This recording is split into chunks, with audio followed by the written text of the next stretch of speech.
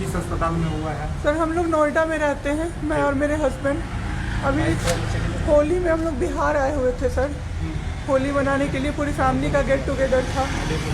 9 अप्रैल को मेरे हस्बैंड की तबीयत ख़राब हुई, फीवर हुआ उनको काफ़ी तेज़।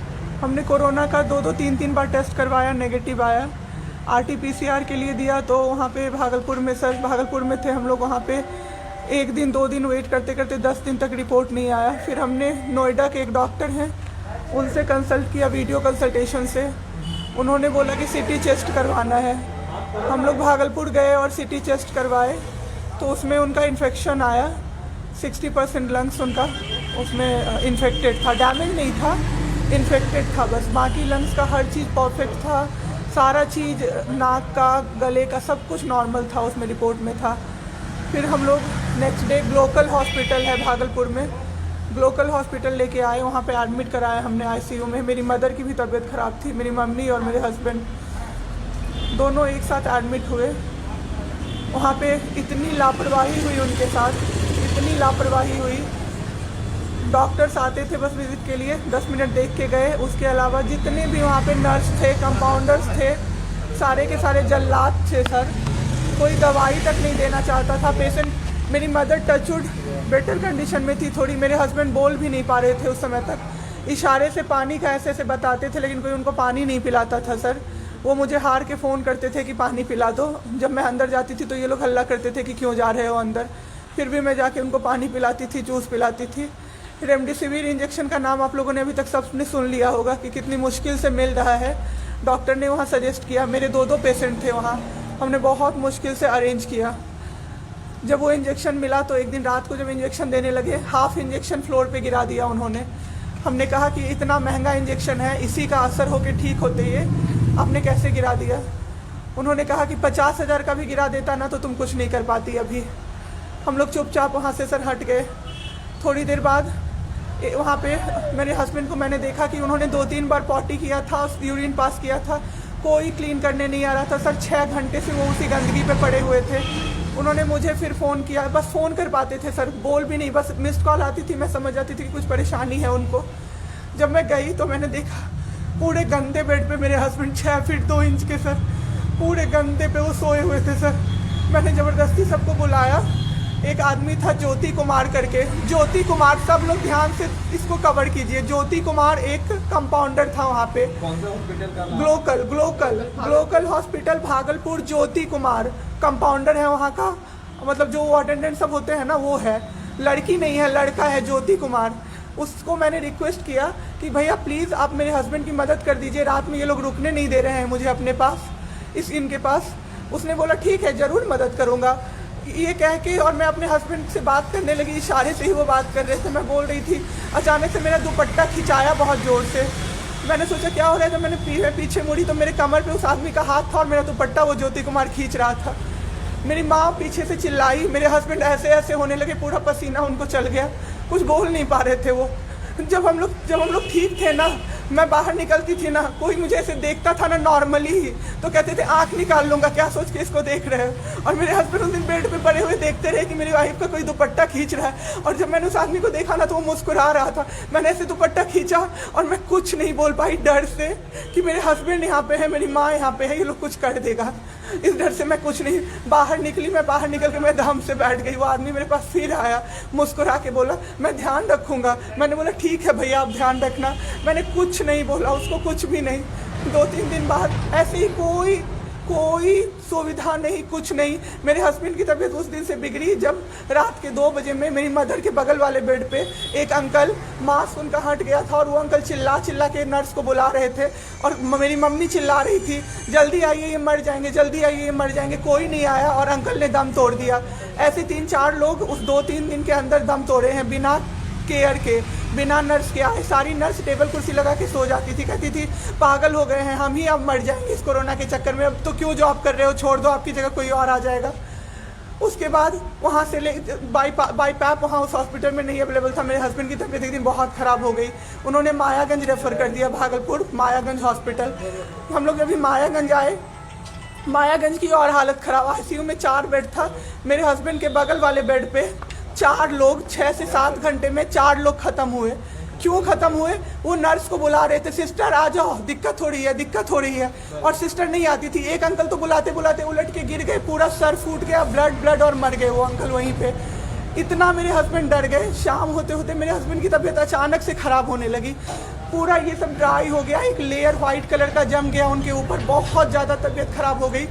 हम लोगों को समझ भी नहीं आ रहा था कि हो क्या रहा था। अचानक से मेरे दिमाग में आया ना, डॉक्टर को कम से कम 5-6 बार मेरी बहन बुलाने गई है, क्योंकि कोई डॉक्टर था ही नहीं ड्यूटी। कब हुई आपके हस्बैंड की डेथ ना? परसों। सुनिए मेरी बात, पहले पूरी कहानी मेरी सुनिए। मेरी बहन 5 बार 6 बार गई है बुलाने डॉक्टर को मायागंज में, तो डॉक्टर क्या कह रहे हैं, यार रात में भी सोने नहीं दोगे, रात में भी सोने नहीं दोगे। जब हमने देखा जाके सर, तो लाइट ऑफ, इमरजेंसी के नाइट डॉक्टर्स का लाइट ऑफ, और सब नीचे बिछा के मूवी देख रहे हैं और सो रहे हैं, और दरवाज़ा तक नहीं खोला सर। मेरे हस्बैंड की ऐसी हालत हुई, जब मेरी दीदी बहुत जाके चिल्लाई, तब एक डॉक्टर आए वहाँ से, तो उन्होंने देखा क्या कि मास्क, उन्होंने ऐसे मास्क लगा होता है ना, उसमें एक ऑक्सीजन सप्लाई का पाइप होता है ना, वो पाइप ही नहीं लगाया था सर, बस मास्क लगा के छोड़ दिया था, ऑक्सीजन सप्लाई आ ही नहीं रहा था। जब बहुत कम हो गया तब वो डॉक्टर आए और पाइप लगाया, मेरे हस्बैंड तुरंत भी जिंदा हो गए। उसी दिन से उनके दिमाग में वो ऑक्सीजन की किल्लत का डर बैठ गया सर। बहुत 7 घंटे बिना ऑक्सीजन के रहे सर, लड़ते रहे। फिर उस दिन इतना वो डर गए, वो बोले नहीं अब हमको कहीं बाहर लेके चलो। दिल्ली में सर हमने बेड का किया, बहुत पता नहीं था, दिल्ली में कहीं भी जगह नहीं था। हम पटना आए, राजेश्वर हॉस्पिटल में सर पटना आए। यहाँ पे इन्होंने कहा आईसीयू में अटेंडेंट नहीं अलाउड है, नहीं जाओगे आप। मेरे हस्बैंड रोने लगे कि मेरी वाइफ को बस भेज दो, वो रहेगी तो मैं ठीक हो जाऊंगा। इन लोगों ने नहीं अलाउ किया सर। आज मैंने देखा, एम्बुलेंस से हम लोग भागलपुर से पटना आए थे राजेश्वर, रास्ते में उनको 3 बार पॉटी हुई थी सर। उसी गंदे बेड पे उनको 4-5 घंटे राजेश्वर में सुलाया रहा। मैं 10 बार जाके बोली बाहर से कि सर प्लीज़ बेड क्लीन कर दीजिए, वो हम लोग देख लेंगे ना। एक डॉक्टर निकले, मैंने बोला, वो मेरे हस्बैंड अंदर से ना बोल नहीं पा रहे थे, अंदर से ऐसे ऐसे कर रहे थे, बुला रहे थे सबको। मैंने कहा सर वो बुला रहे हैं किसी को बाहर से, तो एक डॉक्टर मुझे कहता है अरे छोड़िए ना, वो छोरा तो ऐसे ही बौखला रहा है जब से आया है। मैं उस समय कुछ नहीं कर पाई सर। उसके बाद उनका ऑक्सीजन लेवल जब 37 हो गया, तब मेरे साथ मेरी दीदी थी, मेरे जीजा जी थे और मेरे जेठ थे। तब मैंने अपने जीजा जी से बोला कि अब मेरे से नहीं रहा होगा, मुझे किसी तरह से अंदर भिजवाइए। तब उन्होंने ज़बरदस्ती मुझे अंदर भेजा और 37 से 74 मैंने कर दिया 10 मिनट में। मेरे बाबू का ऑक्सीजन लेवल मैंने बढ़ा दिया। उसके बाद इन लोगों ने मुझे बोला, मैंने बोला सर अटेंडेंट अलाउड है, सारे के अटेंडेंट बैठे हुए थे। तो एक डॉक्टर ने मुझे बोला अटेंडेंट अलाउड नहीं रहेंगे तो कैसे काम चलेगा, सब तो कोरोना से बीमार पड़ रहे हैं, हम लोग कितना देखें, हम लोग क्या मर जाए खांसते खांसते सबको देख के, बैठिए चुपचाप और देखिए। 15 दिन तक सर एक टेबल पे एक लगातार मैं बैठी हूँ। आज 1 महीना पे मैंने ब्रश किया है सर, 1 महीने पे ब्रश किया है मैंने। बाबू को बहुत ठीक कर दिया, इतना स्ट्रॉ लगा के सर, मास्क के अंदर से स्ट्रॉ लगा के बाबू को मैंने जूस, दाल, रोटी सब कुछ पिलाया सर। इतने ठीक हो गए ना कि जो डॉक्टर फर्स्ट डे बोला था ये बचेगा नहीं, वो डॉक्टर सर 3-4 दिन बाद कहता है टचवुड क्या कर दिया आपने इनके साथ, ये तो एकदम ठीक हो गए, गजब का फाइट दिया आप दोनों ने मिलके। मुझे क्या पता था कि मैं फाइट दे रही हूँ और ये लोग मेरे बाबू को ख़त्म कर देंगे। इतना ऑक्सीजन का किल्लत सर, मेरा बाबू डर गया बहुत ज़्यादा। ऑक्सीजन सिलेंडर देखता था और कहता था हाँ वो ख़त्म हो जाएगा, वो ख़त्म हो जाएगा। मैं कहती थी नहीं ख़त्म होगा बाबू। 1.5 घंटे के लिए सर ऑक्सीजन सप्लाई बंद रहता था। बाद में हमें पता चला ये लोग ब्लैक मार्केटिंग कर रहे हैं अंदर में ऑक्सीजन सिलेंडर का। जो अस्पताल वाले हैं ना, वो ऑक्सीजन सप्लाई बंद कर देते थे ताकि बेचैन होके लोग खरीदें उन्हीं से। हम भी खरीदे सर, मैंने भी खरीदा, क्या करते हमें भी तो चाहिए था। परसों सर सुबह में हमारे पास एक ही सिलेंडर था, पाइपलाइन बंद हो गया। मेरे हस्बैंड को बाईपैप लगा हुआ था, उनको 2 सिलेंडर से जाना था, एक ही सिलेंडर था। सिलेंडर मांगते मांगते कहीं नहीं मिला सर, मेरे हस्बैंड ख़त्म हो गए।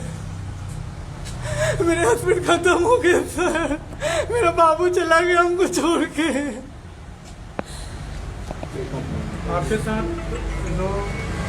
यहाँ पे भी सर, यहाँ पे राजेश्वर में डॉक्टर अखिलेश गंदे इशारे कर रहा था मुझे सर। चलता था ना तो मुझसे सट के क्रॉस करता था सर। मैं इग्नोर कर देती थी कि मेरा हस्बैंड है यहाँ पे, वरना अगर बाहर होता चप्पल खोल के मैं मारती सर ऐसे इंसान को। वहाँ पे मायागंज हॉस्पिटल में डॉक्टर्स, कोई भी डॉक्टर नहीं आता है, कोई सीनियर डॉक्टर नहीं, जूनियर डॉक्टर नहीं, और पेशेंट की सिर्फ एंट्री कर देते हैं कि फिजियोथेरेपी किया गया। ये मेरे बाबू नाक का क्या करते हैं, नेबुलाइज किया गया, 4 बार नेबुलाइज किया गया, कोई चीज़ नहीं होती है, सिर्फ पेशेंट की एंट्री कर देते हैं। एंट्री सब किया हुआ रहता है कि ये बड़े डॉक्टर आए, ये बड़े डॉक्टर आए, उन्होंने पेशेंट को देखा, नेबुलाइज किया, फिजियोथेरेपी हुआ, पेशेंट को कुछ नहीं, मतलब सीपैप पे पड़ा हुआ पेशेंट, और उसको देखने के लिए 24 घंटे में कोई नर्स नहीं आती है, रूम बंद करके, और सब सोते रहते हैं। दरवाजा ठकठकाइएगा तो चिल्ला के बोलेगी दूर भागो यहाँ से, कोरोना पेशेंट के यहाँ से आई हो, हम लोग अभी रात में नहीं आ सकते। हम लोग क्या मर जाए पेशेंट के लिए? कोई नहीं आता है, कोई नहीं आता है देखने के लिए किसी को। पटना में ये लोग पटना में हम लोग तो 26 तारीख को आए पटना। मैम आपके साथ जो ये सब हुआ है, गलत हुआ है, इसकी शिकायत आपने किसी को की है? अभी किसको करे सर? परसों तो मेरा बाबू गया है। परसों शाम अब क्या चाहती हैं सरकार से? क्या अभी सबसे पहले तो मैं चाहती हूँ कि सारे जगह ये सबसे पहले तो मुझे कोई प्लेटफॉर्म मिले जिस पर मैं ये बोल सकूँ टीवी पे जाके, ताकि लोग बचें। अब जिसके साथ जो हो नहीं हो तो सेकेंडरी है। हमारे जैसे जो लोग उसमें पड़े हैं ना, जो ये छोड़ के भूल जाते हैं कि पेशेंट का ख्याल डॉक्टर्स रखेंगे, वो जाके अपने पेशेंट का ख्याल रखें, नहीं तो सब मर जाएंगे सर, सब मर जाएंगे। एक डॉक्टर एक दिन आए राजेश्वर में, कहते हैं अरे ये बेड अभी तक नहीं खाली हुआ है, मतलब ये आदमी अभी तक नहीं मरा है। एक आदमी के बारे में आप सोचो सर जरा सा, आप सोचो सर जरा सा। मेरे हस्बैंड को वेंटिलेटर पे नहीं रखा सर, वो शायद बच जाते। और जब मेरी एक फ्रेंड है डॉक्टर, उसने बात की कि आपने वेंटिलेटर पे क्यों नहीं रखा, तो झूठ कह रहे हैं कि फैमिली वालों ने मना किया। हमें कोई सजेशन नहीं दिया कोई गया कि सजेशन वेंटिलेटर नहीं, पे आप रख सकते हो, कुछ भी नहीं सर। वो बस वेट कर रहे थे कि ये बेड खाली हो। ठीक है।